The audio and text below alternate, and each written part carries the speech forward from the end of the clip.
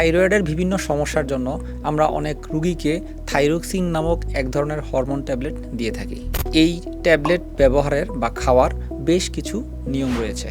তো আজকে আমরা জানব কখন কিভাবে এই ট্যাবলেট খেলে ঠিকমতো আমাদের শরীরে হরমোনাল ব্যালেন্স হয়ে থাকে। প্রথমত, প্রতিদিন সকালে খালি পেটে নাস্তা শুরু করার 30 মিনিট থেকে 1 ঘন্টা পূর্বে এই ট্যাবলেটটি খেতে হবে। এই ট্যাবলেট খাওয়ার 1 ঘন্টা পর পর্যন্ত কোনো রকম চা, কফি ইত্যাদি খাওয়া যাবে না। যদি কেউ চা, কফি ইত্যাদি খেয়ে থাকে তাহলে এই ওষুধের কার্যকারিতা কমে যায়। এই ওষুধ সেবনের 4 ঘন্টা আগে অথবা পরে কোনো ধরনের ক্যালসিয়াম বা আয়রন ট্যাবলেট খাওয়া যাবে না। প্রতিদিন একই সময়ে এই ট্যাবলেটটি খেতে হবে। কেউ যদি বিভিন্ন সময়ে খেয়ে থাকে তাহলে হরমোনাল অ্যাডজাস্টমেন্ট হতে কিছুটা সমস্যা হতে পারে। সাধারণত ঔষধ সেবনের 6 সপ্তাহ পর হরমোন পরীক্ষা করে আমরা ডোজ অ্যাডজাস্ট করে দিব।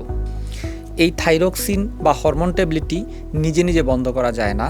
যদি কারো ক্ষেত্রে এই ট্যাবলেট সেবনের ফলে ওজন বাড়ে অথবা কমে, অথবা বুক ধড়ফড় করে, অথবা বিভিন্ন ধরনের উপসর্গ চলে আসে, সেক্ষেত্রে তিনি অবশ্যই ডাক্তারের শরণাপন্ন হবেন। গর্ভাবস্থায় যদি কারো এই ট্যাবলেট সেবনের প্রয়োজন পড়ে তাহলে অবশ্যই ওনাকে গাইনি এবং প্রসূতি রোগ বিশেষজ্ঞ দেখাতে হবে। গর্ভাবস্থায় এই হরমোনের চাহিদা বেশি থাকায় পুনরায় ডোজ অ্যাডজাস্ট করতে হয়।